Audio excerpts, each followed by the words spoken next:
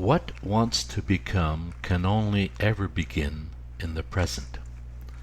If the Eternal One and the individual are to meet, then this can only happen in the present, in the moment, free from book knowledge and preconceived steps and goals. Liberating presence in a present mind is achieved in the devotion to daily life and to the Eternal One. Hello and welcome wherever you are in the world. Log On is an online magazine of the Spiritual School of the Golden Rosy Cross. We hope that our podcast will provide you with food for thought, inspiration for new questions and impulses in your research for new answers. What wants to become? The text is based on a lecture given at a symposium of the Stiftung Rosenkreuz in Bad Mund, Germany, in the fall of 2019. This is a title with quite a volume. If we assume that something wants to become, we assume that there is something that intends to reveal itself. And if people go into resonance with this potential, then what wants to become will become with power.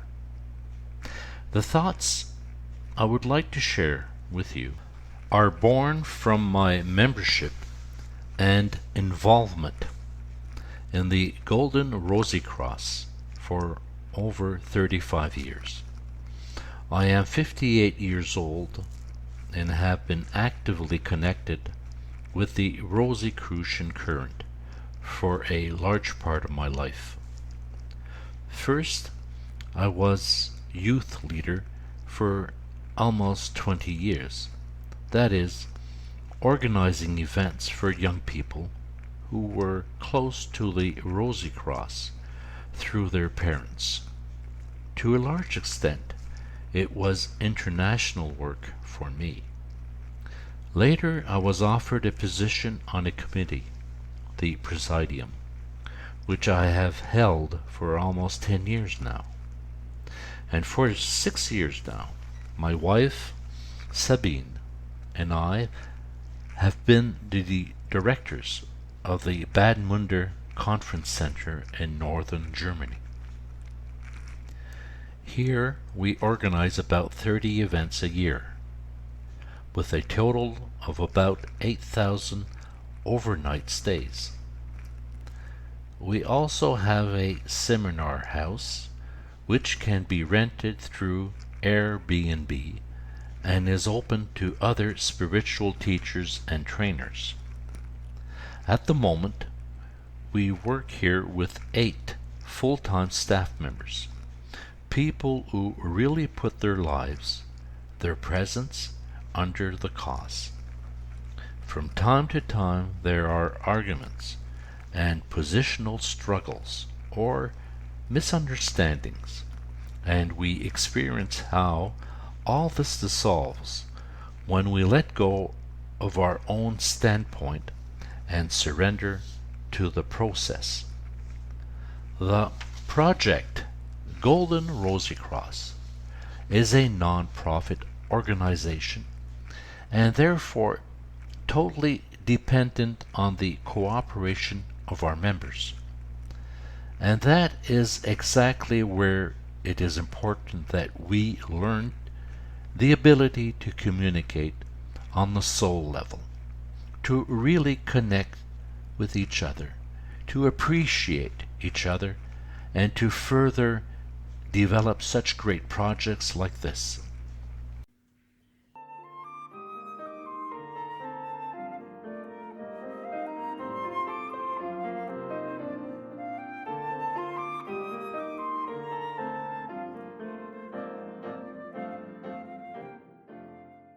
For me, this is a deep insight that comes from this work in the material world. There is no separation of work and life. Life is always also work, and work is always life. It is a wonderful experience for my co-workers and myself, this merging of work and life into an activity that is full of meaning. We experience how form and content belong together.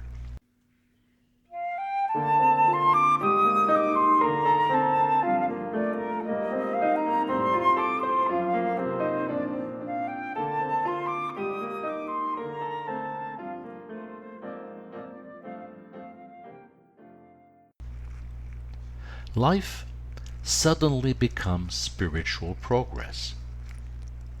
There are special moments of deep contemplation, even spiritual enlightenment in work. Life suddenly becomes spiritual progress. After all, and all that is organizational there is also one's own way of gaining self, soul, consciousness, and what in the Rosicrucian community is called the path. These processes are an essential part of my life. The contact with the group and the temple hours together are the core of the work that is life. It is a constant recognition, realization, and reflection, a coming into contact with the deep spiritual connections that reach into the spiritual sphere. That is why working here is for me an essential part of my spiritual development process. Recognition, recognizing, realization, recognition, realization in life, in the projects, in family, actually everywhere. But back to the topic of my lecture, courage for the present. Why did I choose this topic? Permit me a short excursion into my biography. As a young man, I felt the spiritual as a whole to be holy, great, wonderful, powerful, and mysterious. Today, I can say that no one has described this state better for me than Michael Ende with his figure of the sham giant Tour in his youth book, Jim Knopf and Lucas, the locomotive driver. Everything was so big and formidable and a little threatening at first. Tour, the sham giant, becomes smaller. When I was around for longer, I began to look less and less at the big and noble thoughts and goals that are postulated in every spiritual community that one should follow, that are, so to speak, the goal agreements of belonging. Instead, I began to focus more on the tension that exists between the doctrine of my own life. Tour became smaller because something was now required of me that I was allowed to develop in my childhood. It is called self-esteem and ego strength. I received these through the loving way my parents treated me. I come from a mining family, but that is another story. In any case, a kind of tool, an approach developed in me. Check everything and keep the good. The good that you simply know from within, that you recognize. Every intuition has to prove itself in life. The good is also temporary. It develops, and every horizon is exchanged for the new one that shows itself. And this continues until a horizon appears that can no longer be exchanged. I recognize more and more clearly the relativity of my own states of being. Let's take the topic of non-contention, a demand on our path. How long can we be non-contentious towards others, towards situations? In relation to political events, to injustice, to injuries when driving a car, in relationships, in group work, in relation to oneself. Today, if I look closely, I say not 10 seconds, or at most 15. And is my spiritual path then lost? Yes, after 15 seconds, but it starts again in the 16th second. The spiritual sparks that live in us, that accompany us, and that we should pay attention to, they are the matrix for a rebirth. And they are with us. They do not leave us, even when we are darkened. As soon as we can open ourselves again, they are back. This is the field of tension in which we live. I live. And tour becomes life-size, adapts to my reality. The moment I add to this point of real incapacity the willingness to be there, where I am, he becomes life-size and becomes my partner. He becomes a counselor, a person who speaks to me, who does not want to kill me, but who is simply there and finds it quite all right if I am wrong once in a while.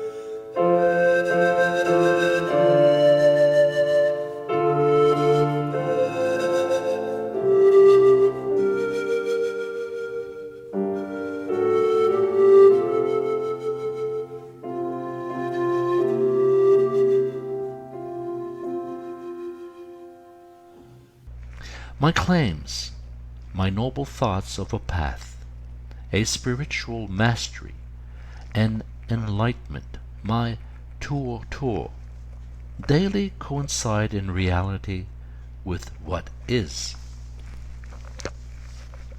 The present, an inexorable rock. Reality, the present, is a rock on which one is always shattered, and one sees one's own ideas falling apart again and again. And yet this rock is not closed, but offers entrance through a certain inner feeling.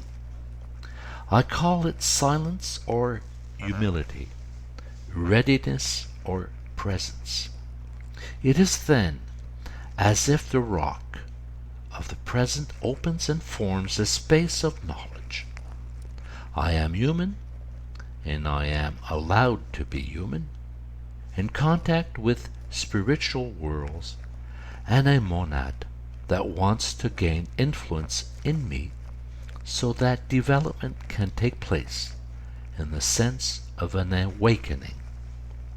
And in these moments, I understand that this organization, and perhaps any organization, is a practical apparatus in which people humanly create opportunities for others to uplift and develop spiritually in the present. Created by highly inspired people, it has been active worldwide for almost 100 years. We work for each other with our weaknesses, fears, and inabilities, but we are all found again and again in the quest for light, in the quest for soul, we would say, the new soul. This has been an important experience, especially in the last few years, to which a question was added. Where does spirituality grow? Where does spirit emerge, or more precisely, where do we experience the penetrating and transforming presence of spiritual forces that are not of this world, but also not of that world alone? Light and shadow. Gnosis, this ancient primordial religion, which is also an important source of the philosophy of this community, says it unequivocally: there is an order in which shadows and light are interwoven, evil and good, and there is an order that created all this.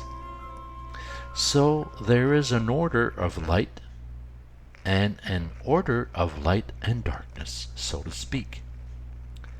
We live in the latter, and the help for our work comes from the kingdom that is not of this world, the kingdom of light.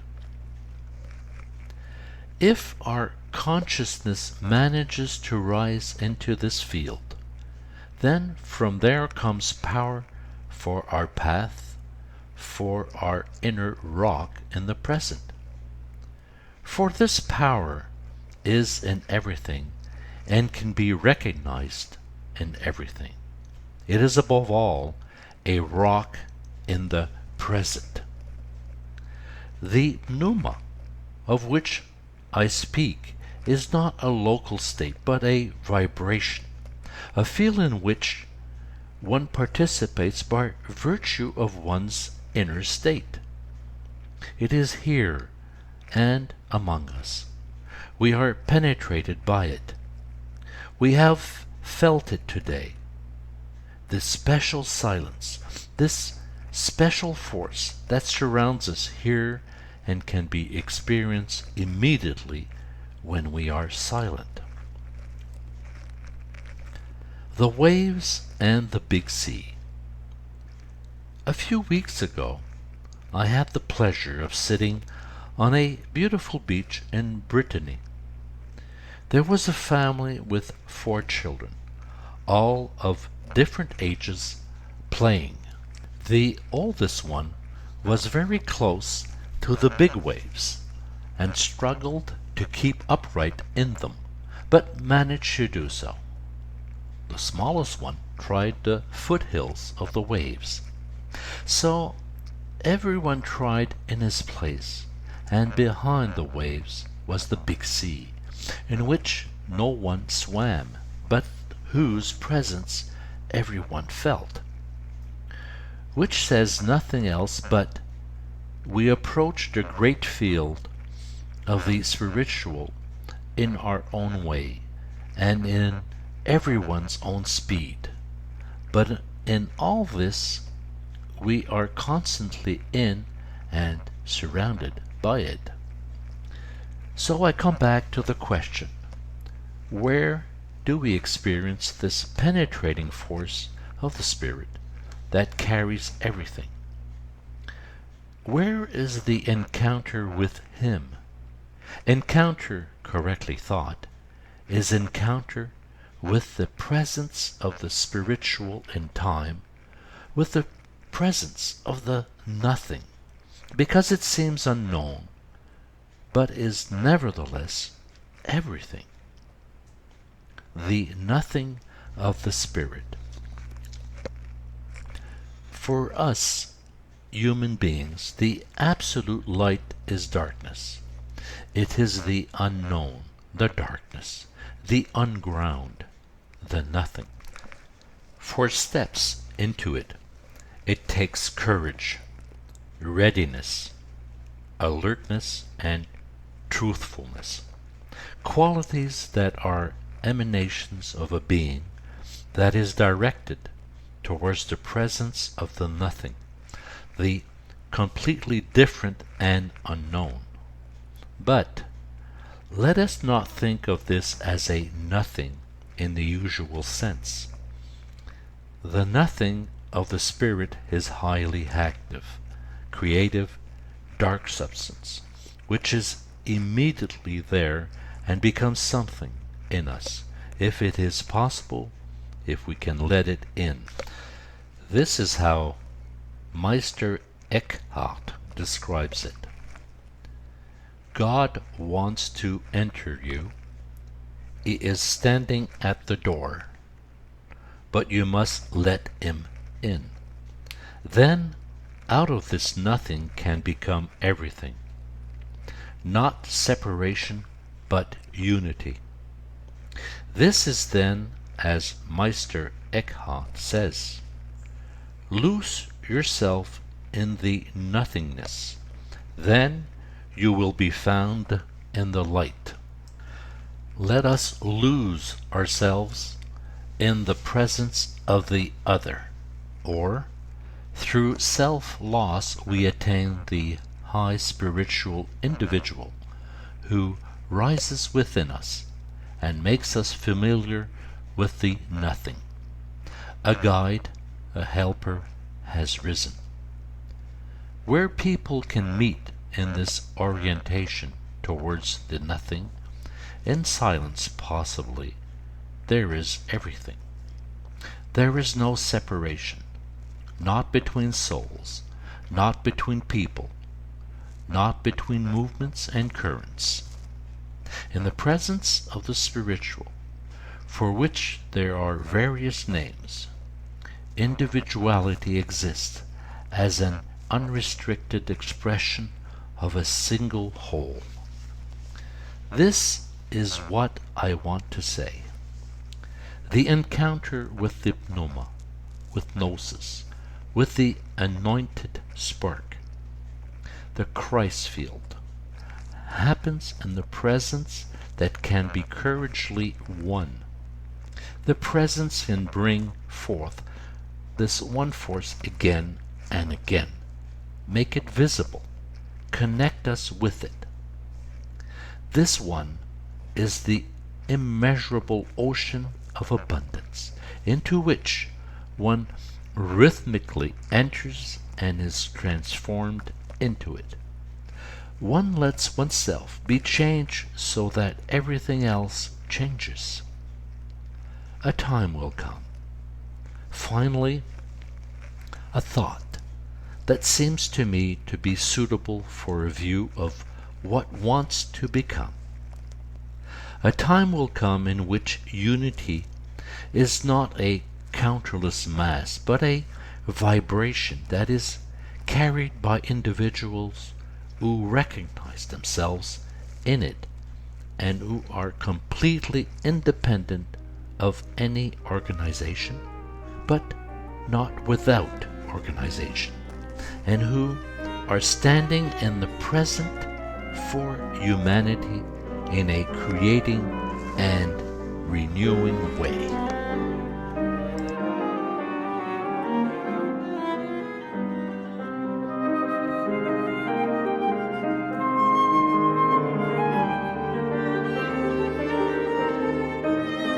Thank you for listening, and we hope you enjoyed it.